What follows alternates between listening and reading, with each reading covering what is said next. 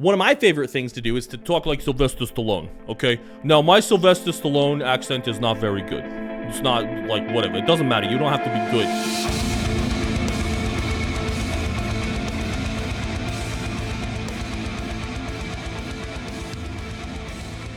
What's going on, you druids, wizards, paladins, rogues, and fighters alike? Mark with Kardavox Academy here, and today we're checking out Impending Doom, Satanic Panic. Satanic Panic, put your D&D books away, folks. They're gonna get you. Anyway, Mark here, and welcome to another Kardavox Academy video. We take the reaction format, we break it down, we have some fun, and we focus on vocals. I myself am a vocalist in 3 metal bands, Kardashev, Neverbreath, and Viremia, Kardashev being the most active of those 3.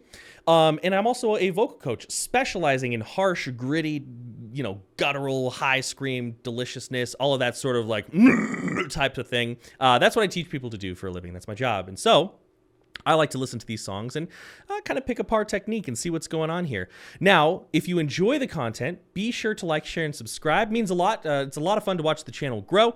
Let us know if you had fun in the comments below. And if you really love the content and you want to support the channel, we do have a Patreon. It's a lot of fun. We've got a pretty active Discord server with people all around the globe. We have multiple events every month. It's a great time. Come hang out. It's a lot of fun. Now, it's been a while since I heard Impending Doom. Although I've never heard an Impending Doom song I didn't like. So I'm kind of excited to check out Satanic Panic. It's going to be a lot of fun. I'm expecting nothing but brutality. So let's go ahead and jump into it. Impending Doom, Satanic Panic. Here we go.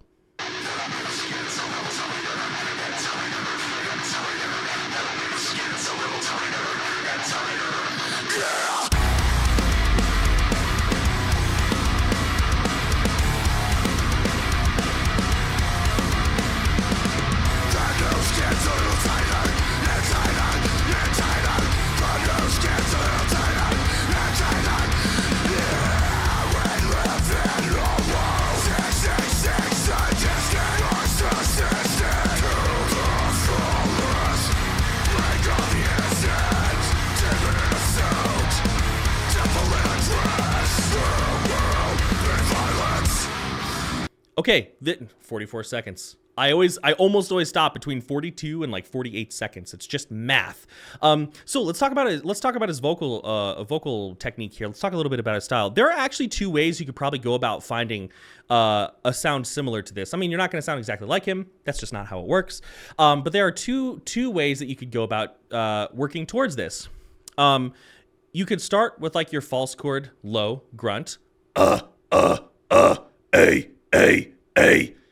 Close it up a little bit, add a little bit of compression. Give it a little extra airflow, right? A little extra airflow. Now keep in mind, while we're doing all of this, I am not squeezing this scream out from my throat. I am activating my abdominal support mechanism, right? I've drawn my diaphragm down by opening up my ribs as I breathe in.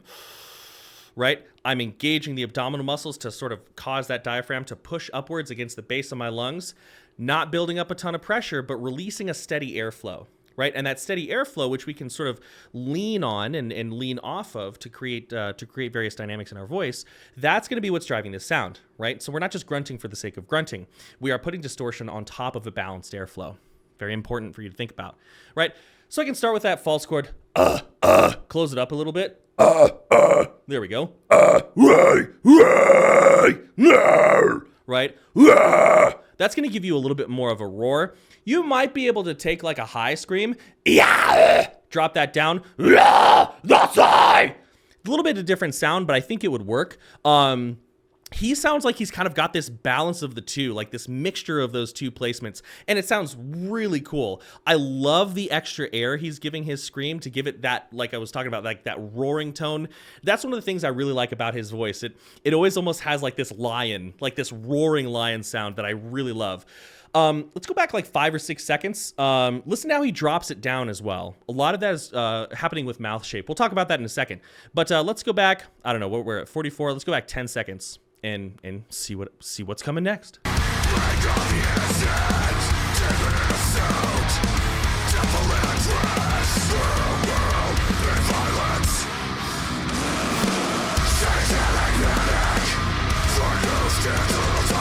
Satanic panic, All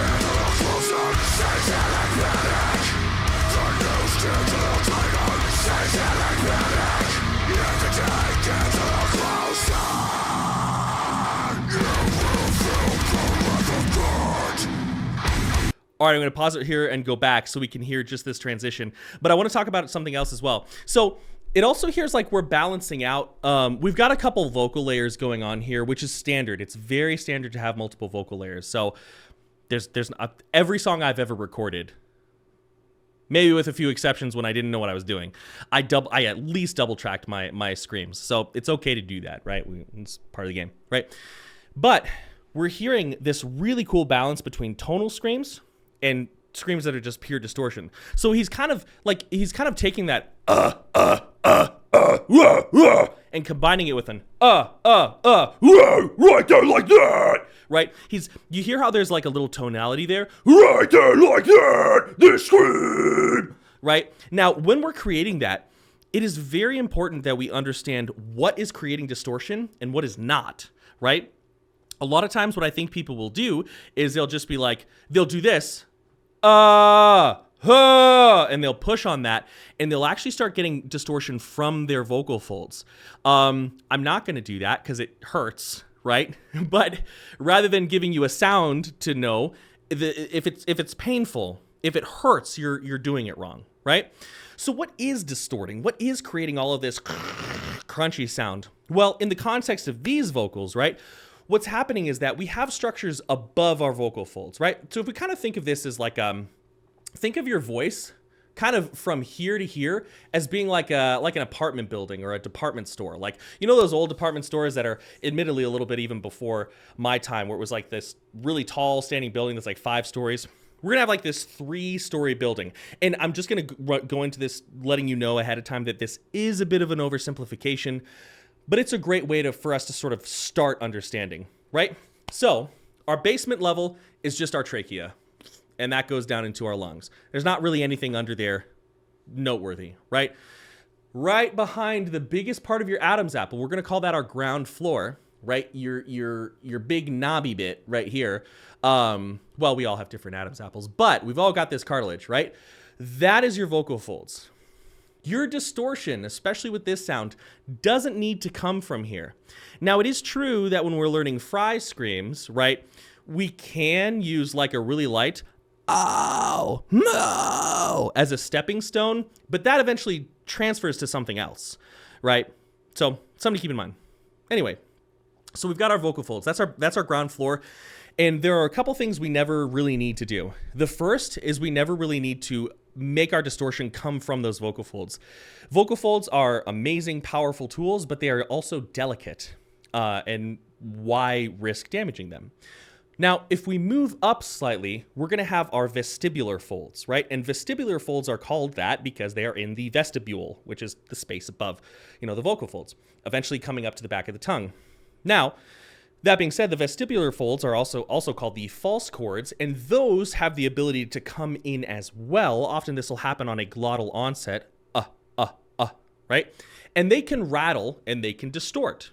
We can create a little bit of distortion there.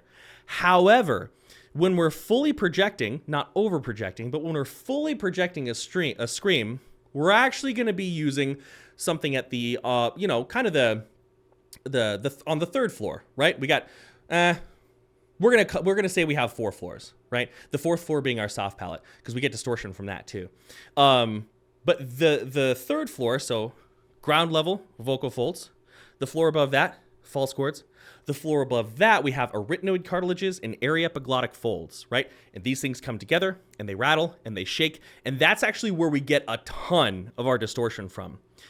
This, when it's happening, feels like it's at the base of the tongue. Now, your arytenoids are not actually at the base of your tongue. They're close, but they're not actually at the base of your tongue. But because of our steady airflow that we're supporting, it carries the distortion upwards. The disturbances that we're causing to the airflow and thus the sound waves are moving upwards and shaking things above it, right? And then above that, you've got your soft palate, right? So when I'm doing this, hey, when I'm making these sounds, the distortion is not coming from the ground floor. It's coming from a little bit from the 2nd floor, but mostly the 3rd and the 4th floor. That soft palate. Anyway, I just talked a lot. Let's go back and let's listen to more of this song because, you know, it's dope.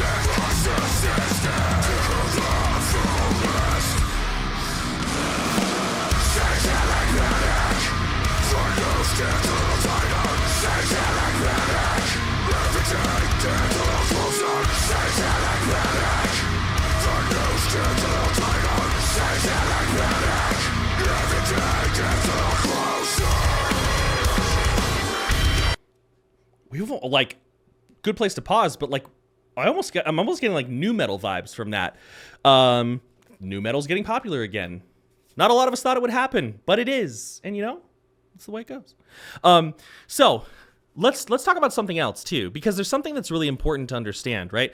And it is that there is a lot more to creating vocals than just understanding distortion, right? That's a really good place. That's a really good place to not. That should probably be like your second step, right? And it's important. But how do we take, like, for example, if I take like an open, really relaxed, like very beginning level false chord sound, yay, right there, right? So I have that sound. This doesn't sound very metal, right? The distortion's there, but there's no like articulation. There's no snarl. There's no salt on that dish, right? So a lot of what we do is we utilize various mouth shapes and various resonance placements to make these things happen, right? Now, one fun thing you can do is make silly voices with your clean voice and then try putting metal distortion or vocal distortion through there. Now, these silly voices should never feel like you're straining to reach them. You should never feel like you're having to clamp down on your vocal folds or like shove your larynx down or shove your larynx up. You should never feel like you're having to create any uncomfortable tension. But like, for example, one of my favorite things to do is to talk like Sylvester Stallone, okay? Now, my Sylvester Stallone accent is not very good. It's not like whatever. It doesn't matter. You don't have to be good at these things, but my lips are puckered. My tongue is kind of relaxed. I'm opening and closing my jaw more than I would normally. And so if I take this, let's think of a phrase here. False chord scream. Let's just say that. So normal, no texture. Oh, false chord scream. Kind of boring. Hey, I'm Sylvester Stallone and I'm gonna false chord scream. Hey, false chord scream. Sounds a little bit better, right? Still pretty foundational. Play around with funny voices. After all, like that's probably the first person, whoever it was, to do a tunnel throat. They were just goofing around, right? So funny mouth shapes and silly voices, as long as they are comfortable and not causing you to strain, are a great way to find a cool tone. Let's go back a little bit and hear this transition because I'm anticipating something good's going to come up soon. I mean, it's been 1 minute and 50 seconds of goodness so far, but this feels like they're leading us into something, and I like it.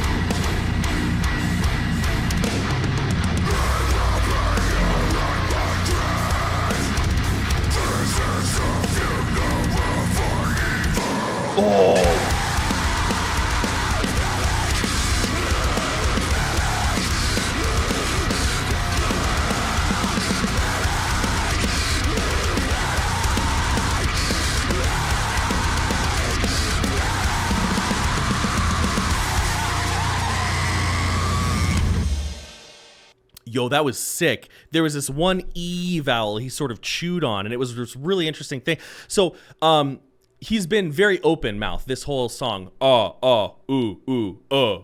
Right? But he closed in on an E vowel. E, and he sort of like chewed on it. It was a really cool sound, right? I love like a nice chewy vocal. So like, you know, you've got your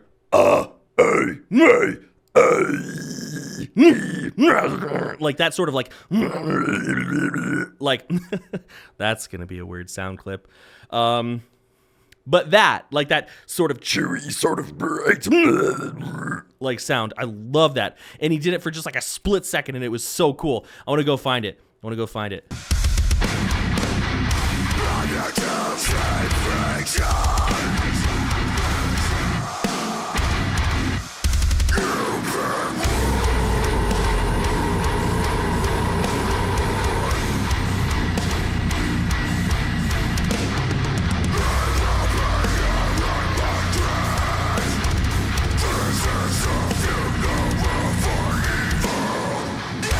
I think that was it.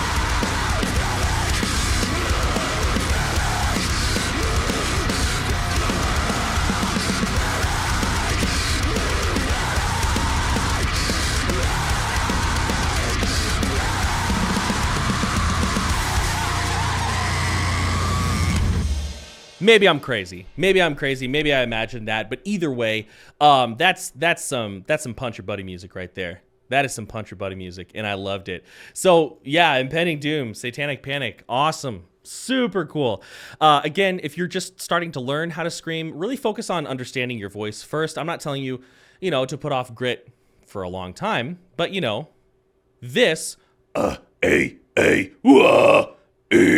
is just as important as understanding how your abdominal cavity, how your diaphragm, how breath support works, the relationship between the sound of your voice and the comfort of your distortion to your resonance placement, and understanding, various ways that you can move your resonance around to create not only different vocal effects, but also to protect your voice, right? To be able to do this for 5, 10, 15, 20 years down the road.